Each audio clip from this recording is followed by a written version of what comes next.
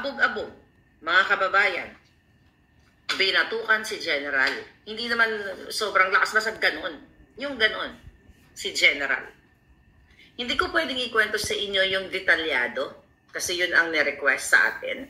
Pero gusto lang iparating sa atin na eto talaga ang ginagawa ni Lisa sa public.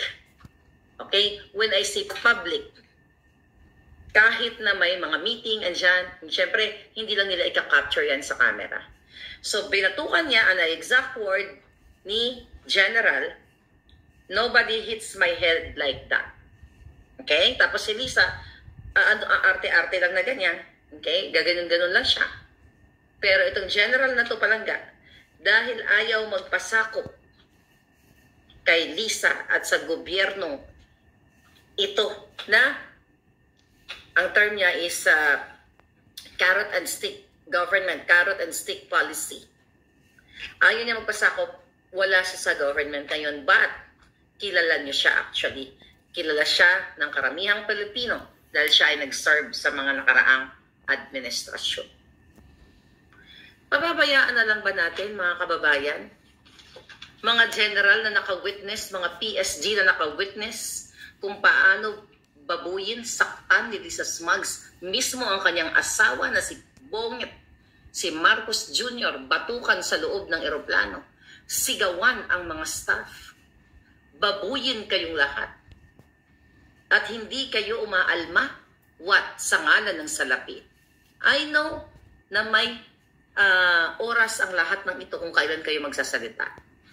And I am expecting you to speak up ngayon na. Ngayon na, ngayong taon.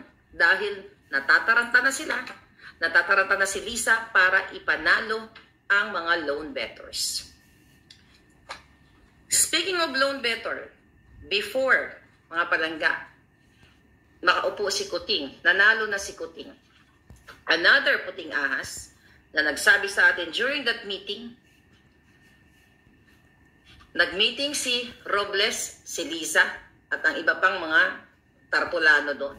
Then, itong babaeng ito ay may meeting din sa kanya right after that Mel Robles. Bago sila nagpagsalubong sila sa opisina ang binitawang salita ni Lisa kay Mel Robles, bahala ka na.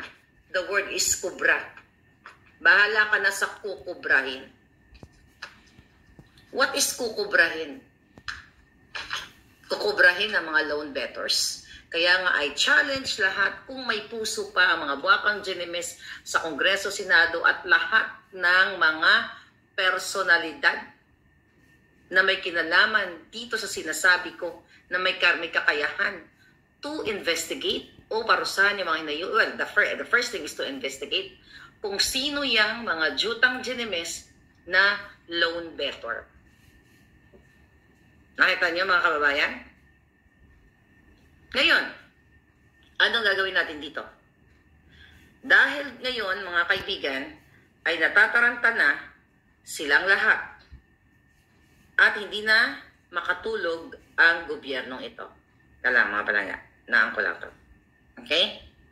Tignan ko lang yung ating page. Okay, kung buhay pa. Okay, so ngayon, ayun, buhay na buhay.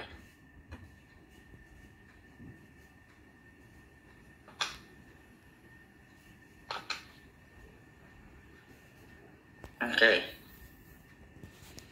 Nababaliw na si Lisa Smugs.